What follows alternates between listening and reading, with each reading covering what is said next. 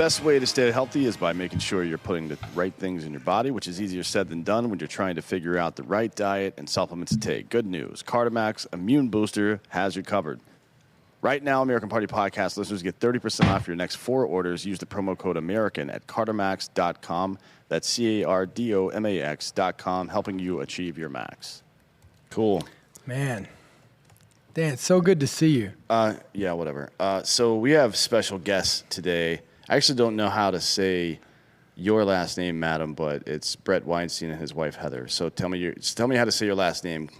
Yeah, it's actually Weinstein, and Hying rhymes with flying. Is there a difference between Weinstein and Weinstein? And does one of them touch people and the other one just does science? That is pretty much the thing. Touches people without their consent. Right. Yeah, because I can guarantee you that some Weinsteins touch people with their consent. Wow. Yeah. We're here already. That is amazing. Yes, I did not used to correct people, but it has become important to distinguish between the Weinsteins and the Weinsteins. Do you know anything about the etymology there? Like, how did it? Is it just like a different culture, region of the world, or something? Tell me about that. I do. Yeah, it's a germ. Oh, you mean the difference between Weinstein and Weinstein? Yeah, that's actually an interesting story. Weinstein is a reference to the sediment in the making of wine. It's a stone-like crystalline sediment. You may have gotten some grit in the bottle of a bottom of wine. That is Weinstein. Okay. And Weinstein is actually just a really wrong pronunciation. Oh boy. There we go. All right. Well, fair enough. Fair enough. I mean, you did ask. I know. That's the answer that I wanted. What's the honest answer? And that's something that is you can't get a lot of these days. Everybody hedges on anything. Well, before I answer your question, I just want to give you these. Shut the fuck up and tell me the answer to my question. I've got things to do today, please. Thank you. Right there with you. So you guys have, over the last, decade or so, stirred up a little bit of controversy. Simply by being rational human beings. One of the things I've enjoyed saying over the last couple of years is that a reasonable person might seem conservative when liberals are out of control, and liberal when conservatives are out of control. Which is that reason is the baseline, right? We seem to have forgotten how to live life. That's an awesome way of framing it. Well, it's weird to me because you see people you guys might often get associated with what might be the alt-right. Same thing with Russell Brand right now, which is fucking laughable. Both of those are the two dumbest versions of that example, in my opinion. You two guys and Russell Brand, because you couldn't be farther away from right at all, much less alt-right. So I'm sure a lot of our audience knows about you guys, but for those who don't, give us a little bit of background on your guys' journey through the American Outrage Olympics, for lack of a better phrase. Excellent. All right. Sure. Well, people became aware of us when the Evergreen State College, where we both taught, melted down. Heather was literally Evergreen's most popular professor. I wasn't too far behind. We taught there for 15 years. And we taught evolutionary biology, which is our core subject. And Actually, can I interrupt for a second to say that Evergreen is not your usual liberal arts college. It's a public liberal arts college that accepted almost everyone who applied. And it meant that our students were incredibly diverse. We had veterans, we had grandmothers, we had first in family to go to college. We had a tremendous number of Pell Grant recipients. And so we really had incredible, actual diversity of people in our classrooms. Yes, from veterans to aspiring veterinarians, we had it all.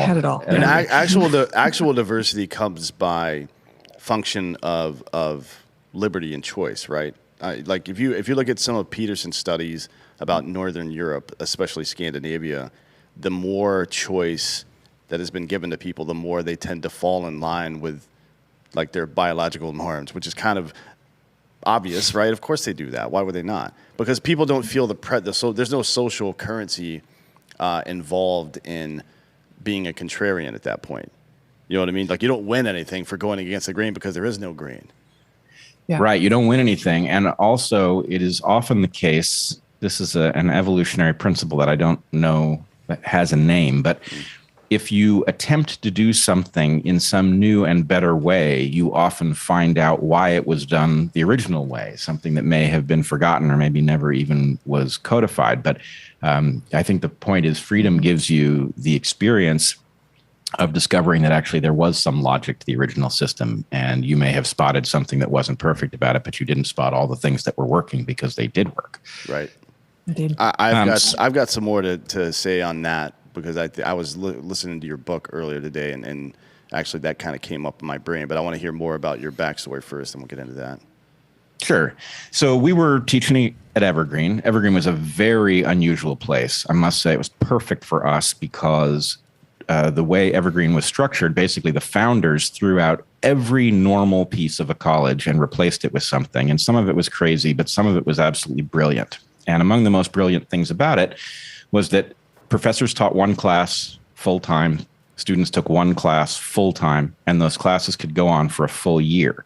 And what that meant was that you knew every student in the room, not only by name, but you knew who they were and how they thought and where they had come from. And it allowed for a kind of teaching that, as far as we know, just isn't possible in any other system. So we were having an excellent time. Oh, the other thing that Evergreen did that was so special was it liberated professors to teach literally in any way they wanted, any subject matter they wanted, as long as students showed up. And students had a comparable freedom, too. They were free to take anything that they wanted. So we were basically pushing the outside of the envelope, figuring out what was possible to do in a classroom where you were literally entitled to teach in any way that made sense. And this was great for 12 or 13 years. And then something started to move through the university. People will have seen various bits, if not from Evergreen, then from other colleges and universities, where diversity and equity proposals began to shift the way we talked to each other, treated each other, and the way the college functioned. We hired a new president. He impaneled a committee to generate diversity, equity, and inclusion proposals.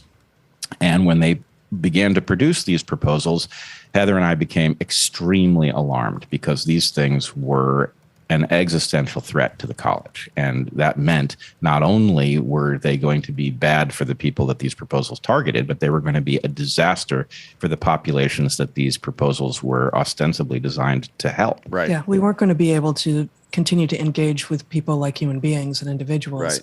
Right. We were going to be forced to engage with them by their demographic markers. Of course, yeah. Which was incredibly regressive. Anytime, it is regressive indeed. And anytime you interject into a situation like that, when you bring division back into it, right? It always that's the wrong answer, especially if the desired outcome is for whatever outgroup or minority group to become self-sufficient in society and equally treated. If you continue to ostracize them, even if it's with good intent, that there's never a good outcome ever. There never has been ever. It can't possibly work. Right. And in this case, it actually was going to mean that the college couldn't function because Evergreen was not a wealthy school. Right. It needed tuition dollars to function. And, obviously, if you demonize the largest group of students on campus, they're going to go somewhere else, and the college literally would be insolvent. So in any case, it was our obligation to point out that these proposals were a danger to the college. Heather happened to be on sabbatical this year, but I was on campus, and I knew what was going to come back was going to be accusations of racism. But I also knew that my track record was so good on this topic that I felt I could survive it and I could make the points that needed to be made. So I said what needed to be said. The expected accusations came back, utterly ferocious. And to make the story tractable, one particular proposal caught people's attention in a way that others had not. The proposal involved a change in a college tradition that stretched back to the early 70s when the college was founded.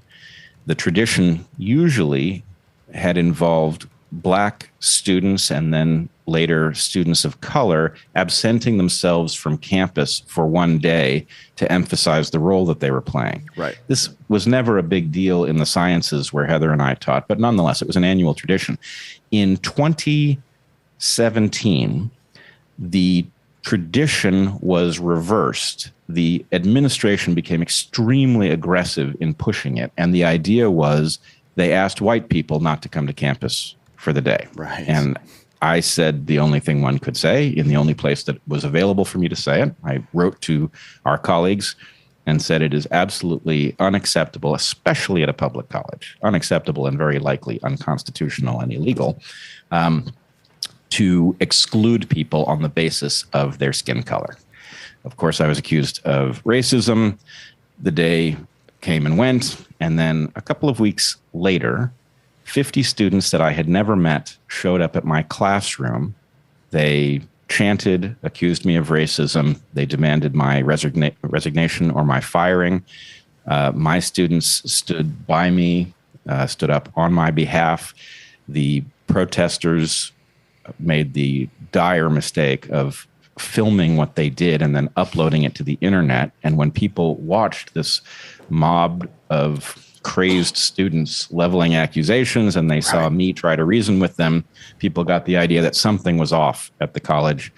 I'm sorry, but that's an indication of the derangement that we're experiencing, right? That they were so confused about what they had done that they were fiercely proud and thought that by posting it on the internet, they would reveal themselves as the heroes. Well, it's fundamentalism, right? It lacks irony. Ultimately, there's no mirror in fundamentalism. You only see outbound. You know what I mean? You can't see. That's a good way of putting it. Yeah, that's really good. They had no sense of humor, no sense of irony, and they simply assumed that the adulation they got from their immediate peers would be mirrored by the world, which it wasn't. Right. Imagine an echo chamber being a problem. You know what I mean? How could imagine that? What if such things were true?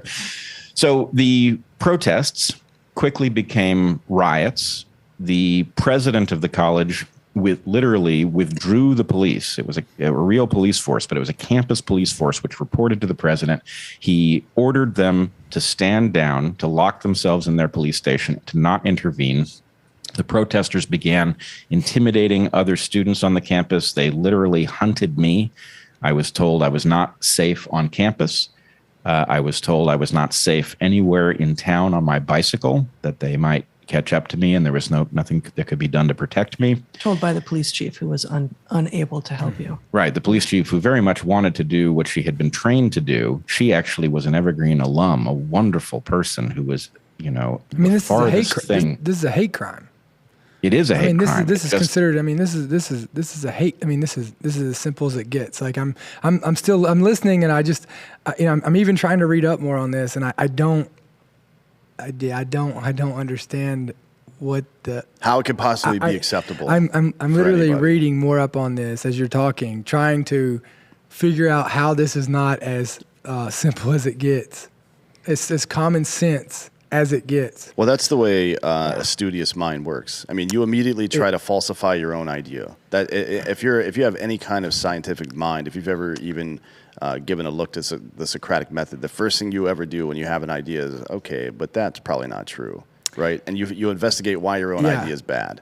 And if you can't figure out why it's bad, you ask other people, hey, is this idea bad?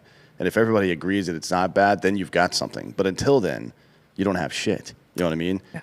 Well, this is how science is supposed to progress as well, of course. And this is also why the protests and riots look the way they do, is that in light of the fact that this is just obviously transparently wrong by almost any natural viewpoint, the only way to get people to accept this is to intimidate them.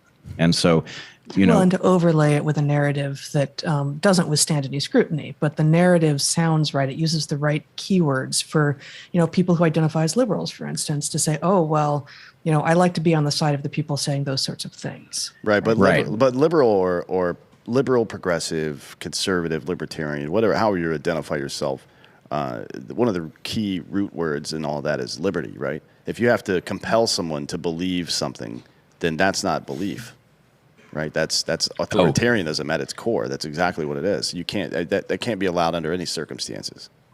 That's what this is. And in fact, in the aftermath of this increasingly famous event, Heather and I were invited to speak really across the globe on what we had seen, but it was very frequently framed in the context of the free speech crisis on college campuses. And I kept trying to tell people, literally every time I was invited anywhere, I told them, it's not a free speech crisis, and this isn't about college campuses. College campuses are the first battleground, and this is about power, right? This is not about speech. Speech is corralled as a last resort.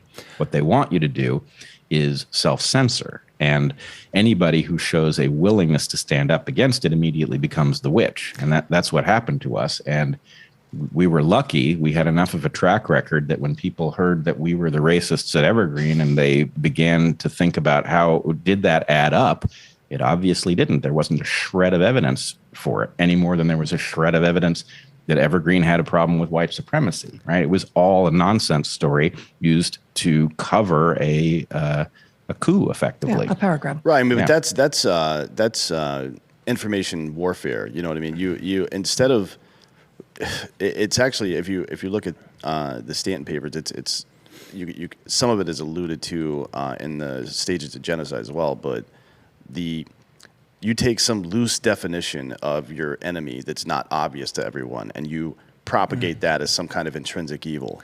And then you allow people to figure out over time, oh, that's them. They're the fucking enemy. Like, are you kidding me? Well, how are we so fucking stupid that we haven't seen this coming? Well, that's the benefit. Like that, yeah. I mean, that's a tactic that we've seen used so many times, especially with politicians, with sparking all this. Is that they won't come out and say this group is bad. This is exactly what wrong looks like. No, this is the Southern strategy. I mean? Yeah, this is the Southern strategy. If you know anything about American politics, the Southern strategy is, well, we can't just call people the N-word anymore. So let's call white people hardworking Americans.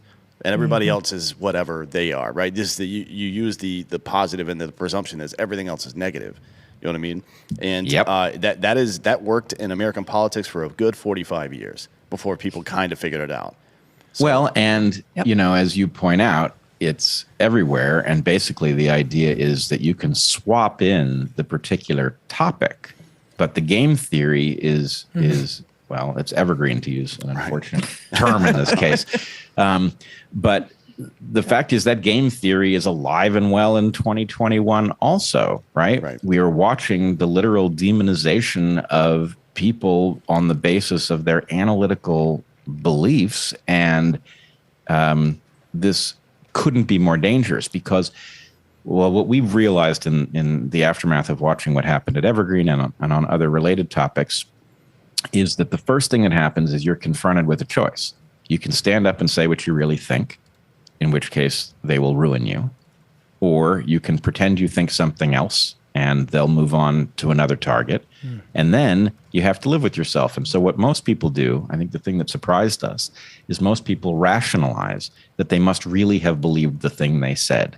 And so this actually causes a change in belief that then becomes extremely dangerous because people who should know better suddenly don't, and they start engaging in witch hunting. Yeah, and this is one of the problems with compelled speech, right? Like once you compel someone to say something they do not believe, in order not to live the cognitive dissonance, in order to sleep at night, in order to look at their children or their spouse or their friends or whatever it is, they, exactly as you say, disappear the dissonance by actually coming to truly believe that what they are saying now, as garbage as that conclusion might be, is actually something they've always believed. Absolutely, you can see it. I heard it on ESPN this morning, actually.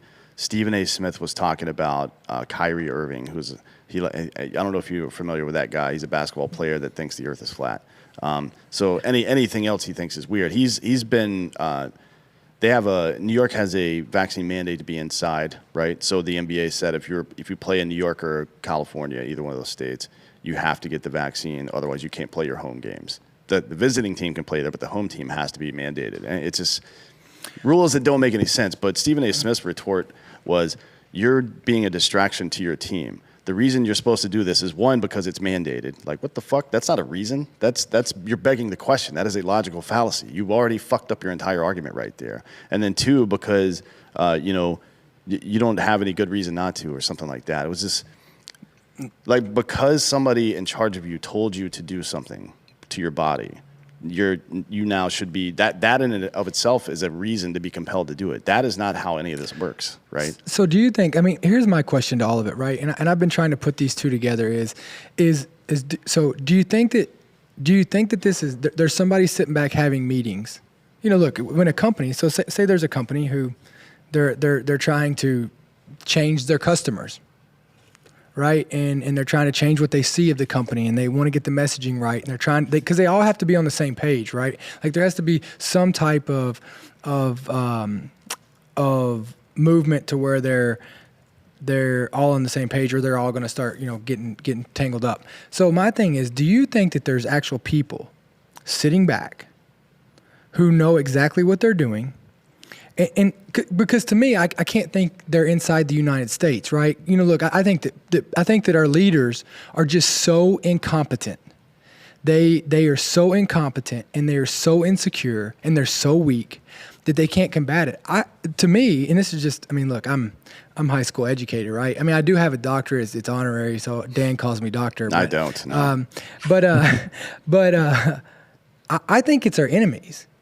Right? I think you got Russia and China doing this, and our leaders are so incompetent that they won't stand up to this, to fight this and combat it. And what do you all think? Or do you think that there's somebody literally, you think our leaders at the top really because you can't believe this shit. Like you can't, Well, I think they probably fall into the definition of what she's talking about. In some cases, the cognitive dissonance weighs heavy on people, and it does eventually almost always evolve into just acceptance of that as a fact, which is not how facts are supposed to work in our brain. Facts in our brain are supposed to, and I don't have to tell two biologists this, but for the audience, facts are supposed to recognize danger and opportunity, right, in life. That's what facts mean in our brain. It's like fight or flight. At the lowest possible level, it's danger and opportunity. The opportunity to propagate my genetics or get food or whatever it is, or improve my station, dangers and predators and blah, blah, blah. That's basically what it is. When you start confusing those two, that's like putting bad code in a computer. Everything else that spits out of that machine now is fucked. But where did it start? That's my point. Like, where did it start? Did people sit down and say, hey, look, we're going to do this because we have some huge agenda at the end of this? And honestly, I don't believe that there's You're asking if there's like an organized cabal, or if this is just what I'm saying. if this is just incompetence and then bad actors acting on that incompetence, right? Well, I think so. Question. Just before you jump in, both are possible, right? Like, it doesn't require conspiracy, what we're seeing. I agree. Disorganized incompetence is certainly a possibility. That said, conspiracy is also a possibility. I would say it a little differently. What I'm seeing requires a certain amount of conspiracy. Okay, go into that. I want to hear about that. Yeah, but it's not nearly as much of it as you think, right? And what I would encourage you, by the way, what you said about facts is very insightful, right? Facts are a means to an end. It doesn't mean that they aren't real. Facts are real, but the reason that we focus on facts as biological creatures is that they are an element of a successful program, but they're not the successful program itself, and they're certainly not its objective. But what I would say is a tendency to collude is one of the tactics in the human toolkit, right? It's not surprising to find people colluding in their own interest. In fact, a lot of collusion is just normal legal. We see it in a business context, right? You collude to exclude a competitor from the market. And that collusion, sometimes it's illegal. But what you've got is an admixture problem. Some of what you see is just garden variety incompetence, right? Some of what you see is self-deception. Somebody's caught in a bind, and so they accept a story that is better for them to accept than the true story. It's the cowardice mixed with the cognitive dissonance that we're talking about. And then there are a few who clearly know enough to know better and still say things that are manifestly false, right? And if you broke those down, like, just entertain me here. If you broke those down to percentages of people, what would you say? Well, okay, so this is just me spitballing. Yeah. Right? Because the most dangerous is the last one. Well, on its own, the last one is not as dangerous as you would think. Well, if you take that last category to zero, right, then you lose the danger, right? But you only need a small handful of people in that last category. It's like a nuclear weapon, right? Yeah, exactly. And if you have, and all you need is a lot of, frankly, people who don't have the balls to stand up and say, actually, no. Yeah, because that person can lead and keep pushing the narrative harder, because if they don't have anybody that stands up to them. Right. It's the problem is it is the conscious element that steers the mob, and that does make it especially dangerous. But I would say It's funny. I literally 2 days before Evergreen melted down, I had a model that I had put on the board for them about how witch hunting works. Yeah. Yes. And, it was more or less this question. And basically what I said was a tiny percentage of people will initiate a witch hunt. A moderate sized group of people will participate enthusiastically. A large number of people will say nothing, and a tiny number of people will stand up and say no, and they become the witches. Yeah, exactly. And that in that framing, your third category, the large number of people who will say nothing, are effectively fence sitting, right? They're waiting to see. They're kind of like, let's see which way the wind blows. Who's going to win here? That's the way I'll fall. Right. Which is, it's like the definition of cowardice and of lack of moral center. Right. Well, so because I go back to, and Dan talks shit to me about this all the time, that I believe in too much good, right? So I still believe that the majority of human beings want to do good. I still believe that, right? And the reason I asked your percentage was simply because the people who are leading this are the smallest percentage, right? And you don't have to have the majority stand up. You don't have to do that.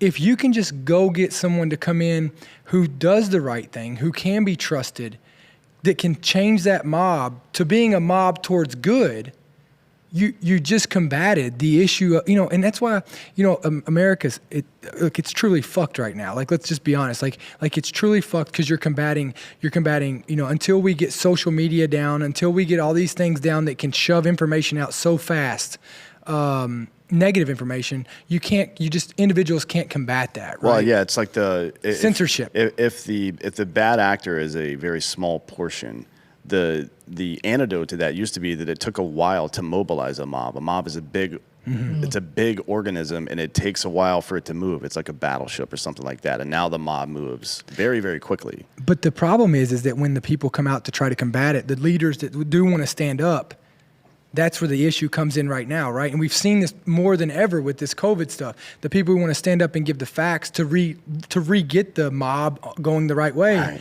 they're censored and they're shut off, so they're completely silenced. Yeah, it's muted in a heartbeat. It's all word games too. If the amount of the discussion that does make it in front of the average eyeball is it's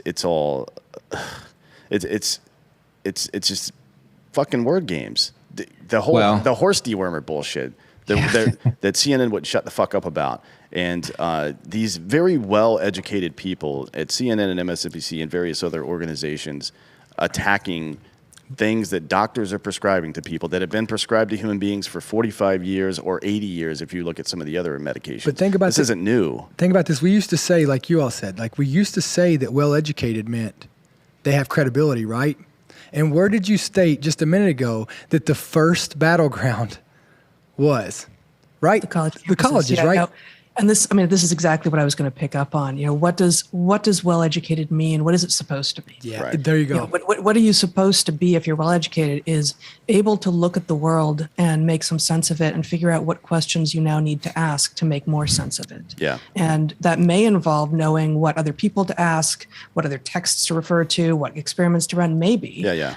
But that's not inherently what an educated person should have. I think how to think is the biggest thing. Right? Yeah, how to think, not what to think, is like one of the taglines now. But the schools of education have had a hostile takeover that's a few decades on now, which means the K through 12 schools are mostly broken, and not because most people who go into education themselves, who become teachers, don't fundamentally care about students and learning and children. They do, but they get dragged and they get captured, and most people now who can claim something like highly educated don't actually know very much about how to think. I always bring it back to being a generalist. Like Altucher talks about and Skip the Line. You guys mentioned it a couple times in your book as well. That we'll get to your book here in a few. But being a generalist in today's world, it made sense when the flow of information was narrow in every subject to be a specialist. Now, when everybody has access to all information, you need to be a generalist if you're going to be speaking in public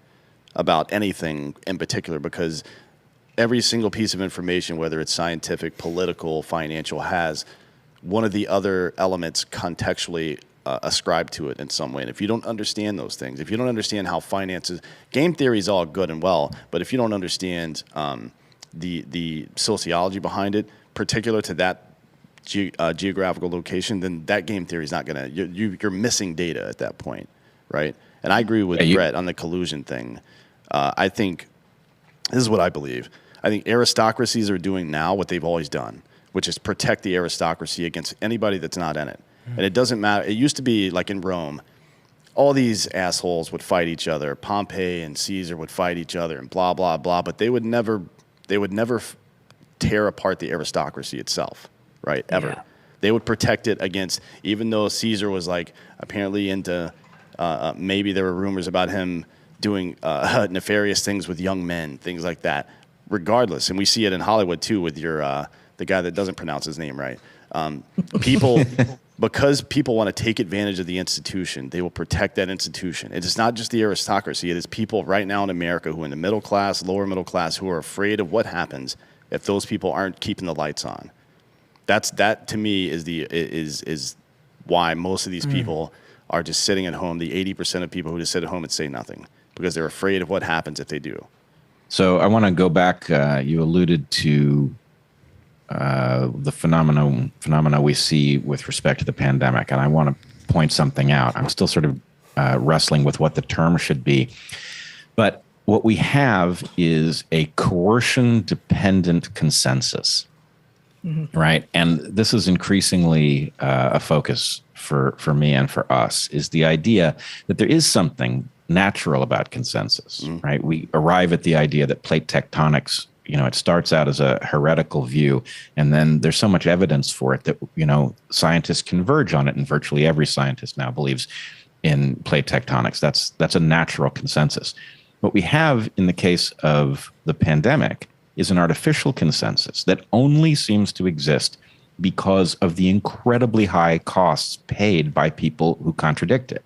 Right. And so from the point of view of your average person looking at their screens and saying, well, geez, if something was really off, surely there would be a large outcry. And really all I see is a small number of weirdos. Right. Yeah. Well, why do you see a small number of weirdos? You see a small number of weirdos because everybody with something to lose has been driven back into their shell.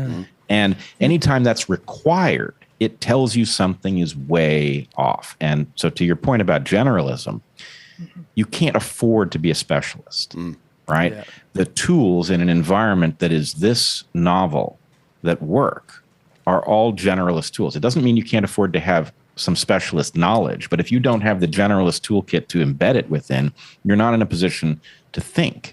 Well, I guess I would restate that slightly. I would say that all of us are better off if we are a few specialists. If we can cross domains, if we have knowledge across multiple domains, but we have depth in a few places, including at least one, hopefully more than one, that has real physical instantiation in the world, something where you're getting physical feedback, be it mountain biking or carpentry or cooking or gardening or whatever. Something that you teach to the next generation primarily would be the focus, right? Something that we can't do without and that you have to pass on at some point.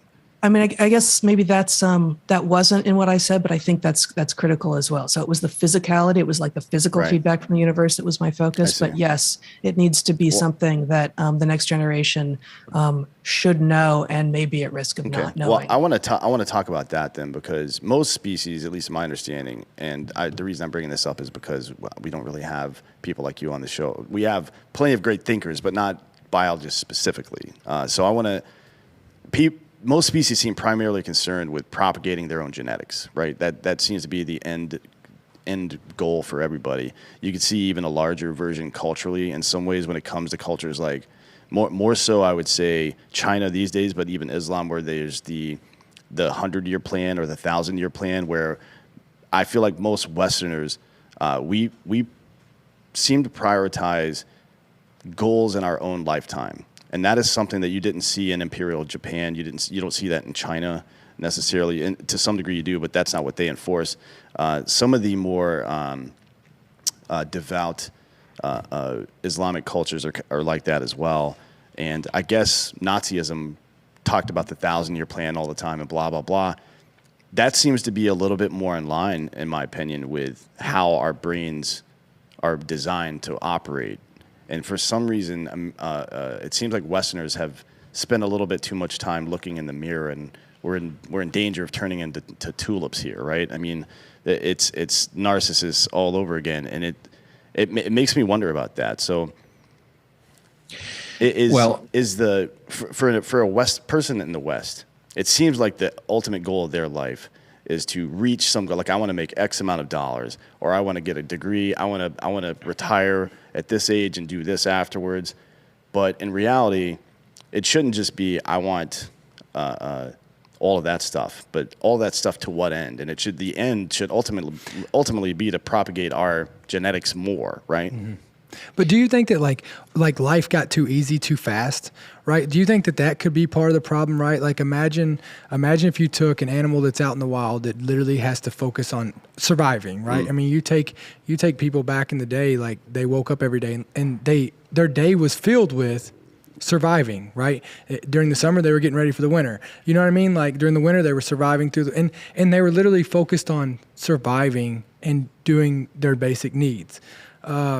And like, look how fast things have gone, right? Like you don't have to worry. You just go get whatever you need. Everything's done for you, right? And so now we've got all this time to wonder. And, do you think that has an effect on it? Well, you should duck, go mouse utopia. Okay. Because you're definitely on something. The mouse utopia experiments reflect this pattern. But look, you together have asked maybe the most important question. The problem is the answer. It's not tough. It's just subtle as hell. Okay. The answer is you're right that something about the way the West has freed itself from its close relationship to its genetic program has produced chaos. That is clear. It is also the case, though, that the original program is tremendously dangerous. Right. And so what we have to recognize is... And uninteresting, right? Well, let's put it this way.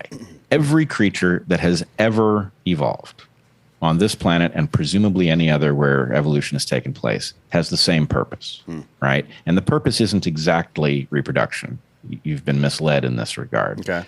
It is to lodge one's genes, or whatever the equivalent of genes is, as deeply into the future as possible. Right. Okay. That's what creatures are wired for. Every single creature, whether we're talking about a malaria, plasmodium, or an oak tree, or a person. So then that's accomplished through reproduction. Reproduction is one of the teaching as well, contributing factors. If you think the first place my brain went when you said that, and the reason I asked that question is because I heard you mention the same thing in your book. So the reason I asked that question is, if, to his point, we've grown out of this, utilitarian, hands-on, whatever. Now things are different. We're thinking more, and this happened in cultures. The culture itself and the way we think and the things we think now become part of our genetics, right? That's what we're passing down. It's not just the fact that I'm 6 foot tall and have a red beard. There's a lot of other stuff I'm passing on to people now, and that has to be taken into consideration in this worldview, right? It's better than that and much more stark. Okay. So every creature has the same purpose, which means it's a bullshit, not honorable, indecent purpose, Yeah. right? If your purpose is the same as malaria, it's not a good purpose. Okay. But everything about you that has been constructed by selection is a means to that end, right? How are we going to lodge your genes as deeply in the future as we can with the most amazing computer in the known universe, right? It's going to ride around on your shoulders, and it's going to look out at the world in real time, and it's going to make sense. And what's more, it's going to be loaded with the capacity to team up with other such computers and exchange abstract ideas in a very precise way and do some collective cognition, right? And to create joy and to experience grief and to make art and love and war as well, and all of these things. All the best stuff about us and all the worst stuff about us are means to that mind-numbing end.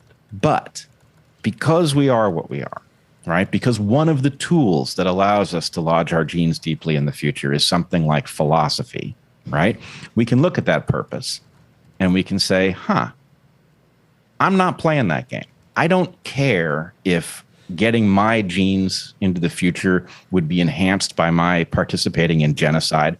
The being that was created for the purpose of lodging my genes deeply in the future, I will resist that immoral genetic order. right? Yeah. So if we are the creature that can do that, we can confront our genes and say, no, you screwed up. You gave us the ability to understand what kind of robot we were and what our mission was. And now we get to say, look, actually, that mission sucks, right? Let's decide what mission we want to be on, and then let's agree to do it. Now, that part actually isn't so tough. Most people will do it. A lot of them will create a mission that isn't so good. But if we come up with a collective mission that makes sense, a lot of people would be on board. The hard part is signing up for that mission in a way that does not give an advantage to everybody who refuses to sign up for it, right? So we don't want to coerce anybody into signing up for a new mission. We would like that new mission to be so awesome that people embrace it because it's actually better, right? Opt in rather than opt out. Yeah, you're describing why communism doesn't work, by the way. So because I sure am. It's like she was speaking about earlier.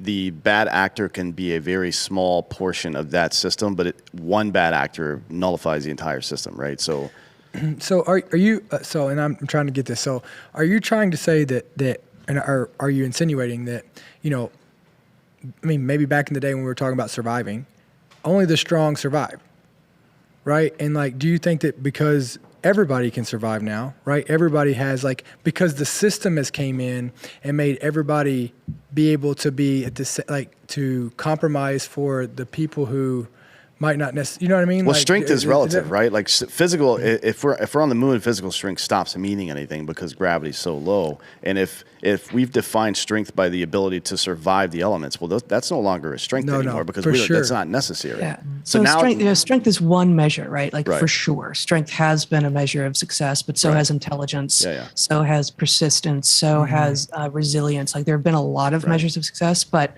to your point earlier about have we basically since the Industrial Revolution been handed comfort after comfort after comfort that makes it really hard to remember what it was to work for our own success? Yes. And then, hand in hand with that, we actually spend a lot of our time doing garbagey work. And, I personally would far rather be washing my clothes in a stream rather than spending time on a phone tree with customer service. And I don't have that option given the world that I live in and the other parts of my life that I want to live in. But I would far rather have the sort of the removed, abstract, phone tree type of work totally absented from my life and have to take as a punishment, if you will, a little bit more of the physical work that we have mostly had lifted from us. I guess what I'm trying to say is that look, leaders rise up, people who are leaders, who are, intelligent, who work hard, who have figured it out. I mean, it doesn't mean maybe they all started at the same place, but this person just put in the work, right? They put in the work, they had the genetics, blah, blah, blah, right? Do you think that with the system that's been created has allowed people who had no business being leaders back, if you take the system that has gave them, or who has gave them the handicap in life, right? Not the handicap you were talking about, but in golf, you get a handicap, who have gave them that to make them, equal to normal leaders or to, true, genuine leaders. And now they've moved up in the leader position and now everything's going to shit. Well, a couple things are true. One, our system effectively, let's just take the U.S. political system, right? In order to rise to the top of it, you have to demonstrate extreme skill in corruption, right? You have to be able to garner a large pile of cash. Having the right last name helps, but otherwise, you have to be more or less corrupt. But that last name is helpful in part because the family has demonstrated skill in corruption. Right. Actually. You want to know how our system works. Hunter Biden is telling you, right? He can't help himself. He is showing you what influence peddling looks like when the person is addicted to drugs and they don't know how to do this euphemistically. But the point is, this is how the system works. And it works this way because it's an evolutionary system. And these are the patterns that are reinforced, right? If you want a system that doesn't work that way, then corruption has to cost rather than pay. Correct. Right? It's that simple. So you're right that there is something about our system that is promoting the wrong people. And wrong can, yes, it's not promoting physically strong people in general, and physically strong people probably are irrelevant to the modern question, except for the fact that somebody who has figured out how to become physically strong and adept is at least interacting with a real physical system rather than manipulating people. But what we've got is a system that is set up not to reward people with the kinds of values and insight that we want governing our direction. Right. But we have to talk about what we mean by reward too, right? Like, if power is the reward, then that's not that would not feel. I guess in some base sense that would feel great for me, but that has to be. That's a vice. Power is a vice, just like any other, right? And trying to get to it. One of the things we like to say on the show is that people who want power very rarely deserve it, and people who deserve it very rarely want it. You know what I mean? And that's a big fucking problem for us. But all this comes down to, though, is that the standards have been compromised, right? So, like, you look at all these titles. You look at leader. You look at highly educated. You look at all these. Well, the standards have just been compromised by these people, right? If the standards were still there and people were truly highly educated and it wasn't all this bullshit, and I don't know if I agree with that, because the truly educated, the people that we're talking about, the real world, have been heretics for years, and lunatics have been in charge and murdered thousands, millions of people. For sure. What I mean? So I think it's just, I think maybe that is true, that it's just this evolutionary trait, and maybe that is maybe the corruption inherent in power and politics is the stick to get people involved in their own day-to-day lives or something, in this closed system. No, it's the result of a system that wasn't architected. The founders were very concerned about corruption, but they were completely unaware. They were incapable of knowing about the tools of corruption that would come to exist. I think so. Let me just jump in there, because I'm thinking of the corruption that I've seen in Madagascar, where I happen to do my field research. And the corruption there looks like what we all imagine in our heads, like the cartoon version. I go to try to get a permit to do research, and the guy behind the counter says, "Give me a Land Rover," like literally give me a Land Rover. And I'm like, I'm a graduate student. I don't have a Land Rover. What am I supposed to do? And, it just gets sort of weirder from there. That's what we think corruption looks like. But that's not what American corruption has looked like ever, maybe, but certainly not now. It's more of a wink, right? It's more of a handshake and a wink, like, all right, we're all playing the same game here. Because it doesn't require like an active corruption for it to actually be corruptive.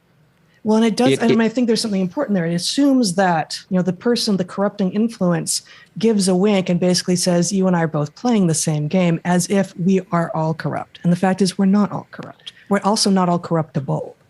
Right. But the problem is that effectively it will be exactly as cryptic as it needs to be in order to not be demonstrable. Right. And so we don't know exactly how this game works, but it certainly seems that anybody who would actually confront the corrupt structure is gone in the primaries, right? That's an inherent rule of our system. Yeah, somehow. Tulsi Gabbard was out. I mean, she lambasted Kamala Harris, who people keep forgetting that she was the first person launched out of the DNC. Like, nobody on the left wanted her, and all of a sudden she's the VP. But Tulsi Gabbard lit her ass up, and she was done immediately after that. But so was Tulsi Gabbard, right?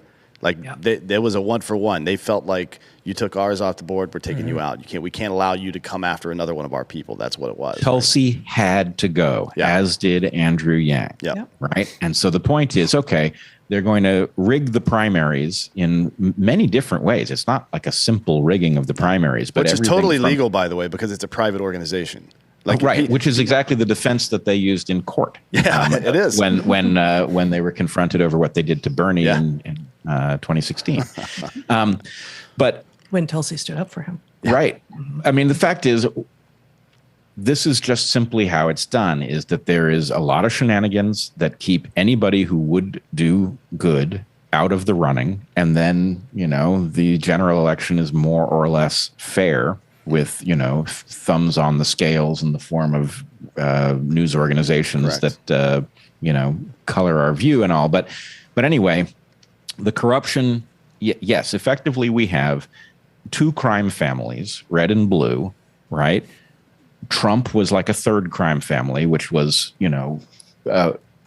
frightening and refreshing at the same time, because at least it wasn't the same motherfuckers. It was a new motherfucker, right? And no surprise that red crime family and blue crime family were like, oh, no, you don't. Yeah. Right. But the point is, hey, those of us who really actually know that we need good governance, right? That in fact, this is not going to be a long ride if we don't restore our capacity, have to somehow evict the crime families. And frankly, everything's riding on our doing it. This is not something. The danger in our system that comes from the level of technology that we now have, the number of people, the fragility of our system, which is incredible. You are beginning to get a hint of it with the supply chain issues we are seeing. But all of that has put us in incredible danger. You cannot afford to have corrupt people, looking out for themselves and sort of governing as an afterthought, right? That's way too dangerous. So, this is the central question of our time, I think. Well, we've lost. I think a big part of this too is we've lost the ability to endure any sort of short-term pressure or discomfort as an entire society. That's a problem. We've got to fix it. Well, you can't. That's not how life works, first of all. And most good things come on the other side of that short-term displeasure and discomfort. Working out makes your body more fit long term. Eating the right food makes you not obese, right? I mean, these are decisions you make day to day, and we've done things like. So big pharma comes in and keeps you from having to feel, which on the backside of it keeps you from getting stronger, right? Keeps you from getting emotionally more mature. Well, that's why I wanted to talk about strength before, because when I say it, I'm not talking about physical strength. I don't know if when I say it, I guess it's more resilience, but like a broad scale resilience. And I just don't. I would like to hear your opinions based on the research you've done. I don't think there's any way to simulate the stress and hardship of the past. Like a lot of people, we need to get back to the old days where we're hunting our own food and stuff, and maybe to some degree, but even hunting our own food today looks so much different than it used to. I don't know if there's a way to do that. I think about it with kids a lot. How do I tell this child who will never face any kind of real oppression in their life what real oppression looks like, how to spot it, what to do about it, and all this stuff, and how to process it mentally, because it's not easy, especially these days where there's social currency attached to that. And that's where you get, you guys are in the Pacific Northwest, right? That's how you get Antifa. These young white children in the Pacific Northwest who probably never met a black person in their life until relatively recently, and they have no idea what real oppression looks like. They're oppression FOMO is what I call it. They have fear of missing out on the currency of that. But had we prepared them for that, had they seen what real oppression looked like before, right, and understood what that came with, maybe they would have been able to prevent that shit. But I don't know if you can do that. I've never seen a way that you can take the hardship and the lessons from it of the past and apply it to the next generation. Yeah, I mean, think about this. What we're seeing right now is going to be our generation's hardship. Yeah. Yeah. And you could take this to an absurd degree and recognize that actually war is hell, but having gone through the experience of war is a transformative developmental experience for which there is no replacement.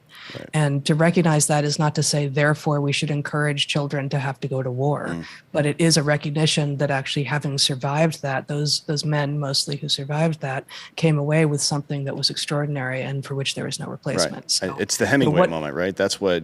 Yeah. People misunderstand that man's writing so much that it's a warning against war, and maybe in some ways it is, but he wasn't a pacifist. He didn't have to go do what he did. He did it for a very specific reason, right? To your point. Anyways, continue. Yeah. Well, so we absolutely need to recognize that childhood is the time when people are learning how to be human, and that the current model, the sort of the perfect storm that we talk about in the book of snowplow and helicopter parenting, of drugging the children, of parking them in front of screens and letting inanimate objects babysit them and teach them how to be human. Well, of course they arrive at 18 with the bodies of adults and the minds of children. And of course they can't deal with anything that comes at them, and they mistake words for violence and all the usual garbage that we hear.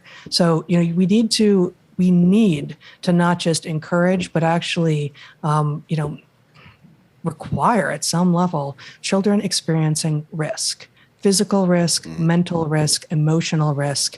And when they get hurt a little bit, we don't stop everything and apply bandages, real or metaphorical. We let them figure out how to get better, how to heal themselves. But that they figure that out by the watching us anti-fragile. too, right? Like when you Absolutely. So we have to model it. Like a toddler falls down and skins their knee, and if you don't react, they won't react. It's really that simple. Right. So that is exactly right. The experiencing risk thing though, how do you simulate that? Because there is no risk in modern life. I mean, you don't simulate it. Yeah. You expose them to it, and this is it's very easy to sign on to this, right? Except for the fact that there is no way to do the job correctly that actually leaves your child safe. Well, right? Yeah, but I mean, like parents in the 50s, 60s, and 70s, there is no more. Kids were not getting injured at a greater rate then than they are now. There's no evidence to suggest that. But back then, even in the 80s when I was growing up, it's like, get out of your fucking bed and get out of the house. I'll see you at sundown, bitch. Like, I don't want to see your ass in this house for the rest of the day. Right. Well, and I understand why they did that, because they wanted us to go get the fuck out of their house, to be honest, because they wanted peace and shit. But the result of that was very clear to anyone, and it's that you're accepting some liability, some risk, by not having your eyeballs on that child at all times. That's just how it is, right? So there are two things, though. One is you need to have experience in the world, right? You need the risk to be scaled back in childhood, not all the way. So like an immunization almost. Well, yeah, it does inoculate you, actually, now that you mention it. And so the idea, in our house, we have a rule with our kids, right? The rule is, our kids are teenage boys now. Two teenage boys. But this is a rule, since the time we could first explain it to them. And the rule is there are certain things you are not allowed to bust, right? Your head, your eyes, your back, your neck, right? These things are off limits, right? You have to protect them. Now, we'll take care of you if you mess them up. But the point is, it's not really your right to put them at risk. Break your arm, break your leg. This is par for the course, right? And so, and part of what that involves is you're going to learn how to fall. Correct. You're going to learn. Exactly. You're going to learn. And how to get back up. And how to get back up, and how to get back on the bike, the horse, whatever it is. Yeah. And the point is that having those experiences as kids, and we had these experiences too, right? My parents didn't know where I was much of the time during my childhood, and that wasn't a problem. And did I make mistakes? You better believe I did, but I also learned from them. Right. The problem, we have eliminated that. We had some sort of a panic about child abduction, I guess, that caused children not to be allowed out of the house anymore, which was insane. But we also have the problem that the world that children develop in doesn't mirror the world that they're going to be adults in, because the world's changing too fast. Correct. And so the problem is, it's very hard, even if you have a good childhood in which you are not protected from risks, so you do get some sense, it only takes you so far, because we don't even know what the risks in the future are going to look like. You made that point with the framers of the Constitution, and today there's no way they could have foreseen like global mass communication, right? They couldn't have done better, but we are still at a point where, they did not anticipate, for example, social media conglomerates, right, that would collude to shape our opinions using algorithms that they don't even understand. Right. This is so far. This is so science fiction-y that there's no way that they could have foreseen it. And we have to do is recognize they slam dunked the puzzle. They did about as well as they could possibly have done. That they nailed the values, even if they didn't instantiate them fully. They did express them.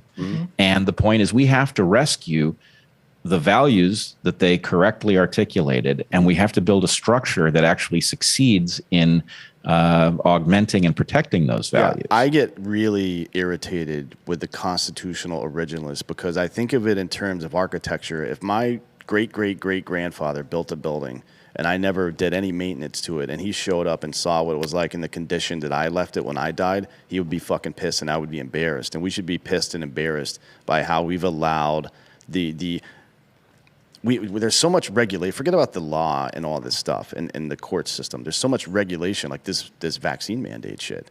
That's not a law. That's a regulation through OSHA. That's fucked up.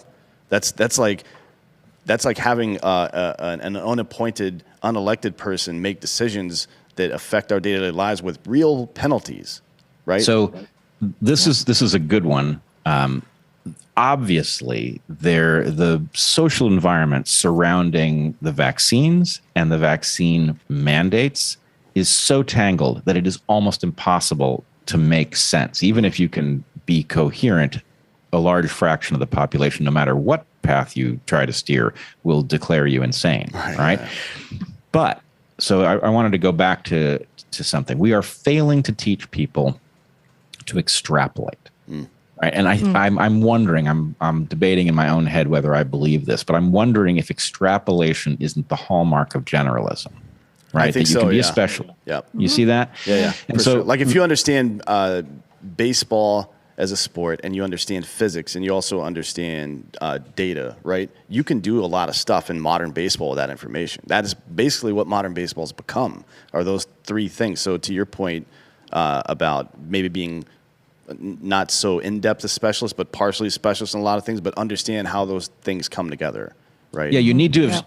I like Heather's formulation. You need to have specialized in a few things enough that you get the sense of what depth looks like. Right. But you need a generalist toolkit that can extrapolate to whatever you need to confront. And so I just want to point out, it's effectively hopeless to try to have a sober, uninflected conversation about vaccines or vaccine mandates. Right? It's charged. However, you can look at something. Even we end up raising our voices at each other with love, but just like, oh my God, can you believe what's happening? Right. It literally drives one crazy.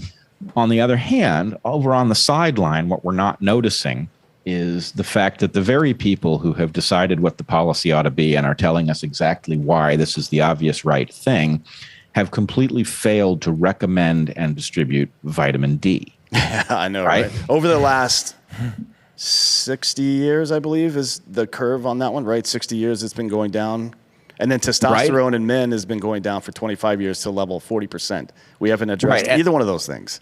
And the evidence is completely unambiguous with respect to COVID. And even if the evidence was somehow wrong about COVID, the collateral benefits for preventing other infectious disease are so good that you just have to ask yourself this question. Why would you listen to anybody who had failed to pick that low-hanging fruit? Whatever the explanation for their failure, why would you listen to anybody who didn't at least say, by the way, first thing, easiest thing, safest thing you can do to protect you and your family, supplement vitamin D, especially during the winter, because you're likely to be deficient, and that's likely to make you vulnerable, right? Cheapest thing. Isn't it the Gell-Mann amnesia effect, where you, it's was described to me as, let's say you're reading the New York Times and you're reading the financial section, and on the front page, you see them having to apologize for some really stupid thing they said. And then you flip to page 6 and they give you advice, and you still take that advice. That doesn't make any fucking sense. Right. Well, let's put it this way. There are a bunch of ways in. Gell-Mann amnesia is one, but the ability to, okay, so you've got some polluted conversational environment right over here, and then you've got something that's not being discussed that allows you to at least detect who's making sense. Right. Yeah. Right. Yeah. Vitamin D ought to be uncontroversial. They should have started with that. And the fact that it's not even on the table tells you, whoa, that this is one of the reasons that this conversation is untenable. Right. Is that a lot of the people who we're told are the authorities on, the people who claim to be absolutely obsessed with our safety are not doing the most obvious thing, right? The lowest hanging fruit on the safety tree is vitamin D, and they're not recommending it. So can we please replace them with people who can at least see that far? Right, yeah, but that's omission. I think to your point earlier with collusion, there's some active stuff going on as well. Just no matter what happens in history, it is going to be recorded, repeated, and understood in the language that we all agree upon. And Merriam-Webster over the past month has taken it upon themselves to change the definition of the word anti-vaxxer from whatever it was before, which is somebody that doesn't believe in the efficacy of vaccines, or they think they're dangerous or whatever, to that plus somebody who is against vaccine mandates. They've added that to the definition in Merriam-Webster. That to me is a little bit more than passive. That's not omission. Like, they're making a step towards changing the way we speak about things. And there's a book about this shit. You know what I mean? Right. There's a number of them actually, but that. See, I hear you extrapolating, and it's very dangerous stuff. But this is why I like the vitamin D point so much. Right. You got to ask yourself, what would at a minimum, what would have to be true for public health authorities to screw up the vitamin D thing? At a minimum, right? I mean, they'd have to be like incompetent at a level that you probably shouldn't allow them a driver's license. Right. Right. We're talking about a level of incompetence that is so breathtaking that really, maybe they ought to wear a helmet walking around, right? Probably Velcro shoes are a good idea, right? So, no sharp objects, could be incompetence. We agree. Yep. Could be something else. But the point is, look, if you had people that incompetent in charge of a dynamic pandemic situation where literally millions of lives are at stake, that would be like an important problem to solve. Well, it's all selective forces, right? Just like compulsory schooling is served by having a quiescent population that doesn't squirm in their seats and get up and run around and ask unruly questions, so too is a population that is afraid is easier to govern.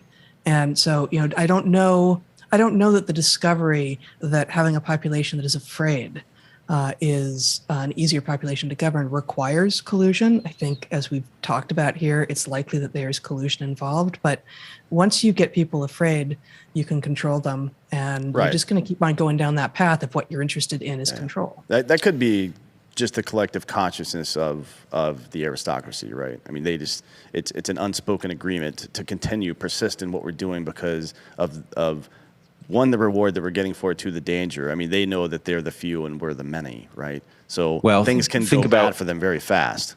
Think about what you just said, though, right? Okay, so the aristocracy, we can be a little bit, we can paint with a broad brush there, some sort of powerful and influential force, right? We have a political system that is absolutely riddled with corruption, in which the aristocracy is effectively always represented, and sometimes exclusively so. Right. It has influence, direct and indirect, over the narrative that is being broadcast through social media. And social media has taken up putting its thumb on the scale of what alternative perspectives you are likely to encounter and how you are likely to view them, right? So again, and this goes back to the question about the founding fathers, right? To have the aristocracy have effectively an ability to like whisper in your ear, right? That's what's coming through your phone and your computer, is effectively this narrative from some group that you don't know, likely you've never met anyone from it, and they have interests that you can't begin to understand. And yet the point is they're whispering to you about things as important as how you should protect your own health. Right. And obviously the story they're telling us doesn't add up. Yeah, it doesn't. It certainly doesn't make sense. Using the words of science and, practically coming out holding glassware and wearing a lab coat as if, that is the thing that makes them scientists. And we're not being allowed to see any of the analysis, which means maybe those are scientific results, maybe not. We know how you would know when you're not giving us the evidence. Right. Well, you show your work in science, right? Exactly. For a fucking reason. Like when your math teacher wasn't just being a dick. He wanted to make sure that you didn't arrive at the right answer with the wrong methodology, and then use that methodology in full confidence later on. That was the purpose of that, just in case you guys are still mad at your math teachers. So, and it goes back. I think this is an even larger issue. Show your work, because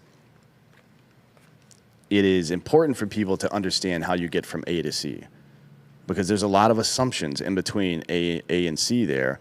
And if people can understand, that's why I people yell at me for it all the time, but I will very in-depth explain how I arrived at an idea, and they'll be like, dude, shut the fuck up. We've got to eat. I'm like, well, I just wanted to let you know why I'm getting pickles on my hamburger, but my girlfriend hates me because of that shit. But I think it speaks to how we solve some of this stuff, and I'd like to hear your guys' solutions before we get out of here. Our thoughts, rather, on solutions. How do we solve some of this stuff? One thing there's a two-part thing that I really like. One is that promoting self-sufficiency and generalism and whatever permeates the fucking the discourse at that time. You need to understand what people are talking about. One, and two is, as an individual, if if we know that these political structures as they exist, and you don't even have to be in politics to be politically persuasive these days. You just have to be a corporation thanks to fucking Mitt Romney and all that bullshit. So that isn't even necessary anymore. But if we know that they're intrinsically corrupted or at least corruptible, then you can't have full faith in them. So you can do something about that as an individual. If somebody's having a problem that traditionally gets solved or adjudicated or whatever by the government, go take care of that problem yourself or help them take care of it.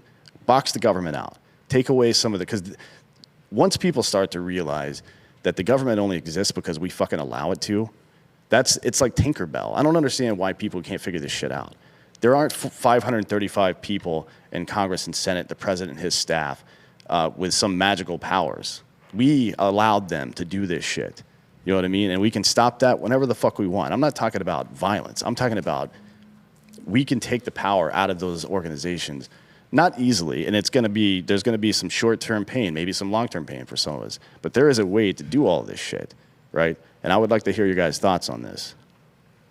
Well, there's very definitely a way to do it. What there is no simple way to do it, and no way to get around the fact that we are up against some hazards that we don't intuit, right? And I would just point out, you have access to a wide range of viewpoints. What you don't have is unfettered access. As you start to access certain kinds of discussion, before you even know what to think about it, something is telling you what you should think, right? And so, we discovered yesterday that our conversation with Brian Keating, a physicist. Yeah, we love Brian. He's a good buddy of mine. Okay, he's a great guy. We had a conversation with him about our book, which is really decidedly non-political, right? And he discovered that the video that he released was being restricted cryptically by YouTube. And then he started checking around, and it turned out that other videos that involved us that had nothing to do with politics were being restricted. So some force is intervening. Some force doesn't want you to hear that discussion. Well, that's Google, YouTube, and Facebook actually just got caught doing that. They have a white list and a black list. Like if you're on a white list, you could do whatever the fuck you want. And if you're on the black list, you get judged very differently, right? It's Google, YouTube, Facebook, Twitter, Trusted News Initiative. But the point is, something wants you to see certain things and not see other things. And my point would be, anytime somebody doesn't want me to see stuff, especially if it isn't somebody who has demonstrated that they actually have my best interest at heart, I want to know exactly what it is they don't want. Sacred cows make the best burgers, right? I'm not going to say that, but I appreciate the sentiment. So that's an individual level response, which I think that's terrific. The societal level response is tougher, right? Well, there's a lot of pain there. There's a lot of pain. I mean, there's a lot of pain there, and I mean, it is the final chapter of our book. We start talking about how to get on that foothill. But you want to finish by saying a few words about that? Well, I think the one grades into the other. The first thing you have to do is free yourself. The number one thing you can do to free yourself from the thing that wants to feed you a narrative and force you to accept it is find somebody, at least one person, that you actually trust and that trusts you, that you can use as a reality check, right? You need somebody you can look in the eye, no matter how crazy the public narrative gets, and say, are you seeing the same thing I am?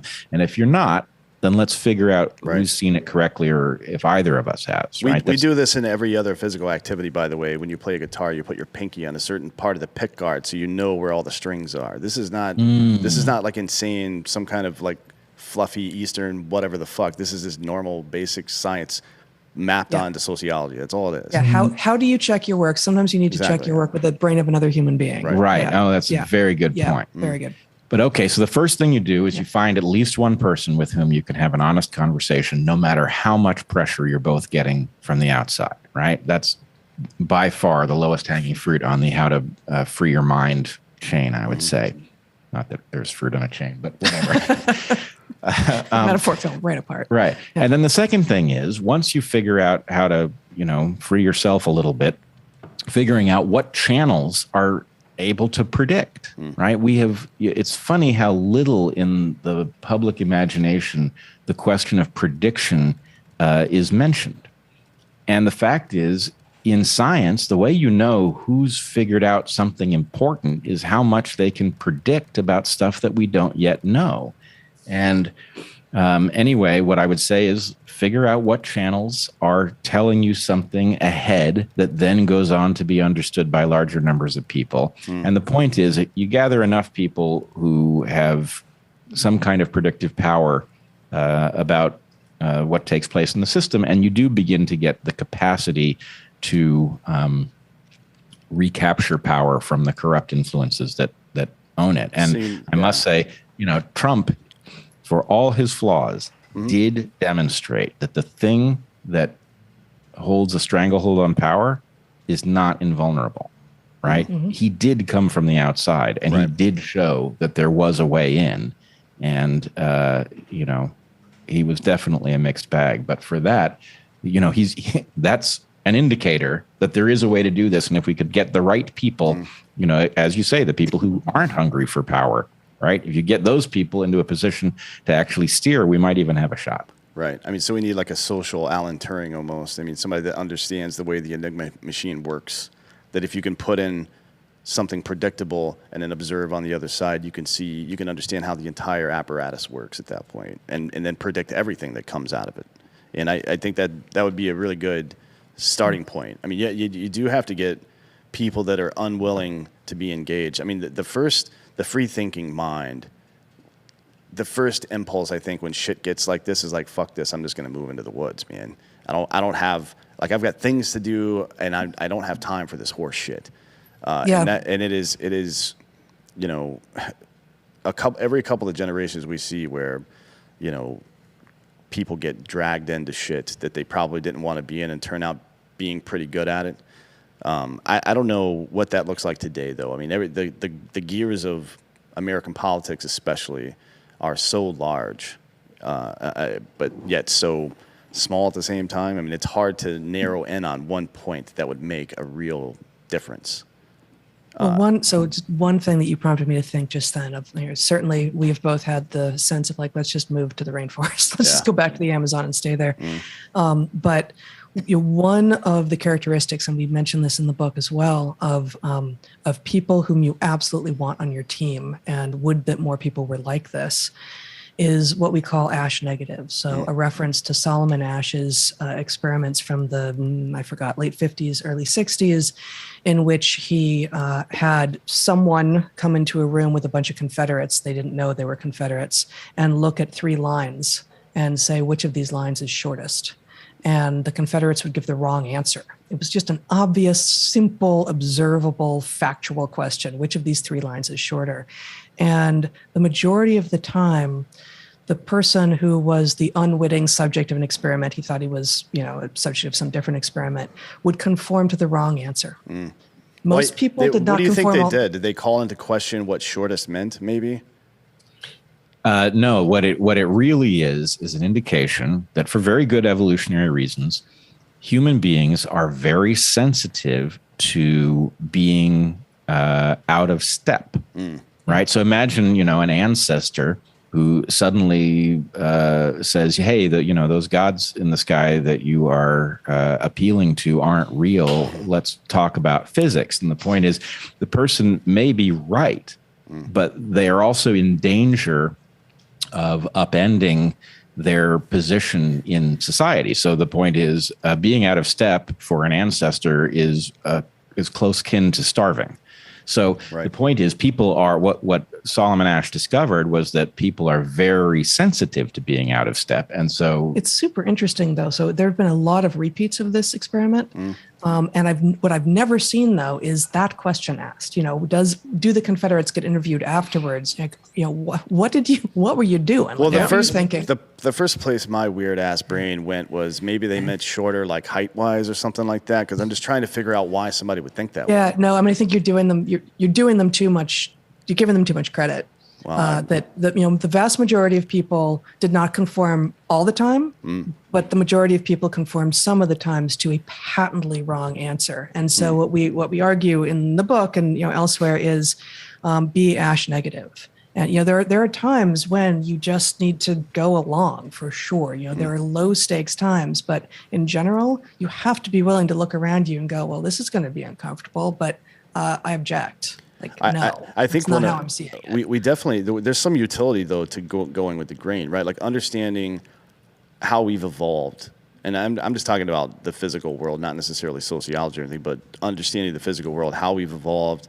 If you, I think in a lot of ways, it makes sense to figure out how we're programmed, evolutionarily speaking, and experience and whatever else, to at least consider making that part of the physical things we do, right? Like diet, for example. So, for example, if you picked up a new machine, I guess it's the blind watchmaker thing, but if you picked up a new machine and had no idea where it came from, but it clearly was designed for some purpose, you might be able to get some utility out of it just by guessing.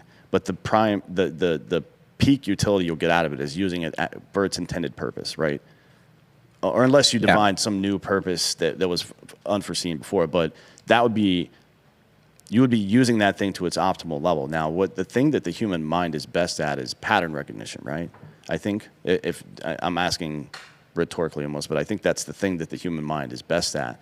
But we seem to be, that seems to have changed from spotting colors on snakes that are venomous, and now it went to seeing stuff in the clouds that isn't really there, and now it's seeing a lot of other stuff. It's like a broad spectrum cognitive dissonance at this point. The information is coming in and being immediately corrupted. It's a pattern recognition system trapped in some version of the Truman Show. Right. Yeah. So you're right about the idea that sometimes the right thing to do is to go with the grain, right? That's absolutely, I mean, it's actually one of the key arguments in the book is that human beings have two phases, right? There's the go along with the narrative phase because that's what it makes sense to do. And there's the confront the narrative and figure out what comes next phase. And the trick is figuring out where you are. And unfortunately, there is some force that is trying to convince us that this is very much the go along phase when it is very much the, hey, wake up and recognize we don't know what to do next phase. I was going to mention that. Yeah, for sure. I think people have gotten to this point where it used to be all about survival. And now I don't know if a lot of people could, if you ask the average person, what's your goal in life? I don't think people could answer that question, honestly. I don't think they have an answer to that. Well, don't you think that the brain, we get on autopilot, right? That's why everything is habitual, right? About getting into habits. It's about doing, things over and over again, because then your brain has to think less about doing it, right? So basically you don't have to choose to do that anymore. Your brain just naturally does that, right? And do you think that, what's happening with all this is, the danger of going with it, the key piece you have to remain is that you chose to go with it when you still recognize that it wasn't the right thing, right? Because if you just start doing it without making the choice to do it, but no, you it's not right, then it becomes a habit. And then you just start doing these things over and over again and you don't even recognize them, right? Like, I don't think people get fat and eat unhealthy. I don't think they do this stuff on purpose. What happens is they stop consciously eating, right? They stop consciously making decisions. They stop consciously living, and instead they just start going with the flow. And that's where all this is so dangerous. Well, that because works. They've done this for so long. That works if the machine is operating properly. Well, it does. Right? If you guys talk about getting in the zone and what that means too in the book, and it is when you have prepared the conscious part of your body so well that it can then operate subconsciously, I guess, not unconsciously, hopefully not unconsciously, but subconsciously, right? When Michael Jordan is in the zone and can't miss a shot, it is because from the neurons down to the fucking fingertips, everything knows exactly what to do. His brain is doing trigonometry in real time and making those adjustments to hit that shot. And that's something that you wouldn't expect out of a guy that left his third year of college and probably never took a trigonometry class before, but his brain's doing that shit. But this is the kind of thing with PTSD with veterans right now, right? Because we've been in a war for so long. So think about this back, the warrior class used to be with itself, right? People fought, they were warriors for life, right? Like, they were warriors for life. And there was a reason, because it became habitual. It was a way of life. Fighting was a way of life. Like, they got up, and it just became autopilot. That's why they became so good at fighting. And now what we've done is we've taken somebody out of society. We've made them warriors. We've made warriors fighting mentality, killing habitual. and it's autopilot to them. They've been in war for so long. I mean, some people 20 some years going back and forth to war deployments over and over fighting. And now they got to come back and take all that away. Yeah. Right. And that, and that's a problem with PTSD. In my experience, there's a lot more post-traumatic stress from military personnel from prolonged exposure to heightened levels of stress than there are for single incidents. Like I watched my buddy die and I can't stop thinking about it. Most of what it is in my experience, and my experience is broad in this, is that people were on alert for so long that they don't know how to not be on alert anymore. And it's the same. This is why all these hallucinogenic drugs are so good at untraining the brain to think that way, to get rid of the fight or flight stuff. Yeah. It's a really useful tool. But how do you take that, what we're learning about, and I think it's this phone, this computer, the way it works, the GPS we're all using, all of it exists because of the fucking space program. It's not because we were bored and decided to figure it out. It's like, no, we had to have a cock measuring contest with Russia, so let's get to fucking space, all right? And we developed all this cool technology because of it. We can develop things just because they're technically unrelated. The small community of military people who are dealing with this shit and figuring out on their own how to treat it, I think I'm not saying that everybody in America should just start doing mushrooms and shit. Well, they should, but that's not the point. Yeah, they for sure should. The point is there are lessons to be learned about how the brain works, how we've designed all these electronics to mirror the brain, and how if we can fix this, we can fix this, right? And we figured that out now. We figured out how electrical stimulus not actually shocking to the sides of somebody's head, but changing the way their neurons fire. There's a big difference between that. We were on the right track technically with that, but that's kind of like caveman thinking, right? But changing the way your brain is mapped is possible. So we should be able to do the same thing for a collective consciousness as well, but I don't know what that looks like. Like, how do you apply that level of introspection at that big a scale? But that stuff is also dangerous because if you go do those things and you reteach it worse, well, it's even worse, right? Well, I would say you want to frame the problem correctly, and the point is, yes, the autopilot becomes lethal at the point that it's trying to solve problems it doesn't know anything about, right? And so hallucinogenic drugs are one tool to retrain your mind. You're right. They could make things worse, right? What they effectively do is they make the mind more plastic, but that doesn't mean you couldn't reprogram it worse in that circumstance. Right. But we don't hear those stories actually.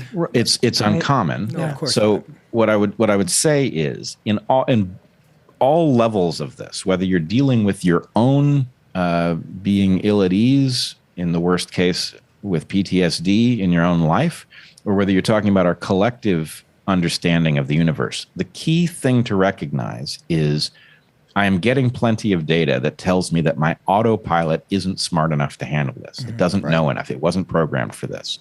And the only right answer to that, as we argue in chapter 11 here, is you have to come to consciousness. That consciousness is the second best way to approach things, right? You don't want Michael Jordan conscious as he's doing his thing. You want him in the zone. Right. His conscious mind will be there, right? It'll watch, but it's another part of him that does the magic, right?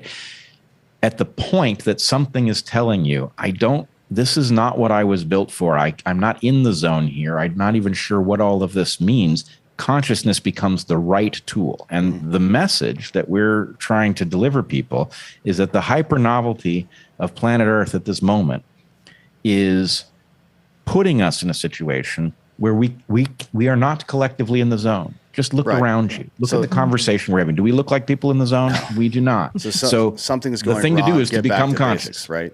Something's wrong. Go back to basics. Something's wrong.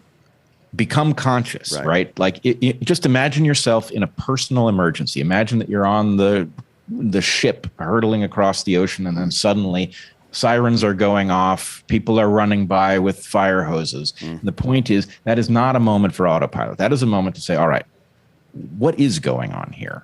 Right? That is a moment to find somebody who's calm under pressure and say, let us figure out what is happening and what the best thing to do is. And to acquaint yourself or reacquaint yourself with your own senses, your own physical understanding of the universe, and go, what do I see? What sense am I making of it? Find the other people who you can trust. Go, what do you see? Before I tell you what I see, you make sure you know what you think you see, and let's each have our own opinions, and then let's share without having influenced each other. And now let's keep growing and growing and growing that network. So, and see, okay, you know what? There are a lot of people seeing some of the same stuff, even under circumstances where we don't have as much data as we should. Yeah, because it's dangerous to surround yourself. I mean, look, you talk about surrounding yourself. I mean, I feel like everybody has their own ecosystem, right? Like we all as individuals build our own ecosystem. We build it how we want it to. It's our house, right? It's the people we surround ourselves with. It's the social settings we put ourselves in. And we can build that however we want. And now social media has allowed us to make that look whatever we want and feed that alternate reality. And, what you're talking about is being very careful about surrounding yourself with people who feed your bullshit, I call it, right? Like, you don't want people who are just going to jump on the emotional roller coaster and just feed your bullshit of like, oh yeah, this sucks. Yeah, everything in life does suck. Everything is just, you know what I mean? Like you need it factually, people who are factually based and balanced and grounded. Right. You need someone who you trust and trust completely, such that you know that they will call you out on your bullshit. Yeah, for sure. When you have it, or not even just your bullshit, but just when you're wrong or when you're just seeing something differently. And also seek out voices, whether or not you know them well as human beings or not, with whom you disagree. Because it's not and just, listen to them. It's not just somebody you trust, right? Because you could trust somebody who is going to tell you the easy way, who's going to sit here and lead you the wrong way. And that might be why you trust them to always have your back and push you that way, right? Right. Well, there are different kinds of trust, right? Yep. So there's a question about ethical trust, right? There are people, quite a number of them actually, that I trust completely at an ethical level. There is nobody I trust completely at a judgment level, not even me. Right. Yeah, the point is, we all, because it's a broken machine, right? Right. Well, it's a broken machine out of its depth. Yeah, and for sure. So what you want is the person you can trust completely to tell you what they see, and then you don't want to trust what they see completely. You want to hash it out with them because you'll do better together than you will do on your own. That's where I was going to go with that. We have to understand why we believe the things we do, and I mean the things that we hold, the things that are unquestionable in our lives, what we call facts, right? Whatever we call that. So I think if you boil it down to a political level, there's a really good example of this, and it is the climate change debate. The reason that it became a left versus right issue, because scientists were just making predictions based on the data. And look, that's how science works. They're wrong quite a bit until they're right. And sometimes even when they're right, they're wrong 20 years from now. But we have the data we have. We try to make predictions based on it. The oil industry, right, was very concerned about freighters and the shipping industry as well. We're very concerned about not having their ships operating because it might be causing some issue. And let's be real, 83% of all this exhaust is from those assholes, not from cars driving around in America. So because they had that issue, and it was primarily, I guess, conservative politics that were involved in that at the time, from having their campaigns funded, or maybe their family members were involved in the oil industry, like the Bushes, for example, it became an anti-moralistic argument. Like, no, they're just making this shit up because they're liberals and they don't like this and this and this and this.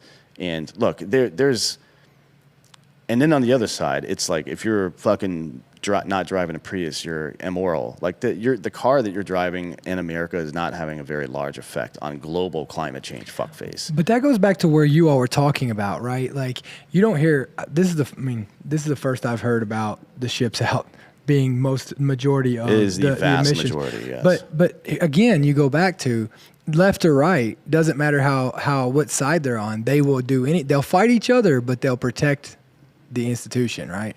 They will protect what puts money in their pockets. They will, and this is another example of that. So it's like, hey, well, we don't want to talk about what the real problem is. Let's go ahead and just blame it on and make enemies inside the United States because, we don't, you can't ruin this. Well, we value different things in this caste system in the West. Yeah. The upper level values power and the lower level values acceptance, I think. Maybe more so acceptance and comfort, probably more so than anything else. For sure. And it's and it's weird how we define acceptance too, because as long as there's enough people accepting us, we'll be fine with that. You know what I mean? But it doesn't have any basis in reality. We never take that back to do what you guys are talking about, which is strip away all this pretense and context and everything. And is this fact that I'm basing all this shit on correct? Is my foundation correct? Because it's not. In most of these cases, the reason people have these single voter issue political beliefs the facts that they believe are not real. And in most cases, I would say the gun debate, talking about murders, 67% of all gun deaths are suicides. There's mental health stuff involved there that people won't talk about because it negatively affects their anti-gun shit. And in the same way, gun people will. I'm tired of hearing this mantra of just shout out in French anytime anybody brings up guns. Every motherfucker out there listening to my voice right now knows at least one person in your life that should not own a fucking gun and certainly should not be walking around with that thing, right? So it's not that there should be laws or not. It's that we know that there's an issue here that needs to be addressed, and let's figure out a way to address it that doesn't give this intrinsically corruptible institution, government, power over us. Let's figure that out. It's a multi-point issues, and everybody involved in the conversation is wrong. So, have you encountered the Hidden Tribes report? I've not, no, but I'd love to see it. I probably have to DuckDuckGo that one too, huh? Yeah, you have to DuckDuckGo that one. It says it's reflective of exactly what you're talking about. Okay. And so, if we go back to the idea that extrapolation is the key to figuring out where you really are, the Hidden Tribes report reveals that most Americans, what they call the exhausted middle, right? Some overwhelming majority of Americans are in basic agreement on all of the issues. It's like right? 80-something%. Yeah, right. It's huge agreement. And, you're right. Most Americans are not zealots about guns either way, right? Is this like the 80-20 rule? Is that where we're going here? 20% of assholes are causing problems or what? No, it's not like that. This is empirical. Like they went out and actually assessed where people fall. And, you've got this tiny, tiny fringe on the so-called alt-right and this slightly larger fringe on the so-called left, who, are sort of, maybe Nazis and Antifa. But the vast majority of us, whether or not we call ourselves progressives as we do, or conservatives or whatever, are actually in the middle, aligned, agree on values, agree on so much about where we think we should be going. But the point is, okay, how in a country where basically, for example, let's take the most contentious of issues, right? Abortion. Right. Well, actually, most Americans believe there is some right to terminate a pregnancy, but it doesn't continue up through the moment before birth, right? We're all pretty much in agreement about that, and there are a few people who don't agree. But the point is, why are we so fiercely divided over issues that we actually don't disagree over? That has to be about somebody needing us divided. We're divided over effectively the color of our jersey, right? If I'm on the blue team, then I think the red people are crazy, and they think I'm crazy. And the point is, actually, you're both crazy, right? Yeah, you really are. And take off the damn jerseys, right? Yeah. It's jerseys, and somebody put them on you, and then they're basically your puppeteer on the basis that you know when to fall in line based on whether the person speaking is understood to be on your team. And the worst part of this whole thing is that most of the people on one of these teams view anybody who doesn't sound like them as inherently on the other team. Right. So it's very hard to stand outside of this and say, actually, I don't believe in either of those. Well, the ultimate end to that is that everybody thinks everybody else is on a different team, right? I mean, it has to fracture down to that very level. And when people are trying to divide you, they're trying to conquer you, right? Is that how that phrase goes? Divide and conquer. 6,000-year-old phrase. We've known this for 6,000 years at a minimum. I'm sure people figured it out before they wrote it down, and we still aren't able to figure it out somehow. It is truly baffling to me. We really appreciate you guys coming on today. Tell us where we can find your show, where we can find the new book, and all that. Sure. The Dark Horse Podcast. We are on YouTube until they throw us off. We are on Odyssey. We are also on your favorite podcast app, Spotify, Apple, whatever.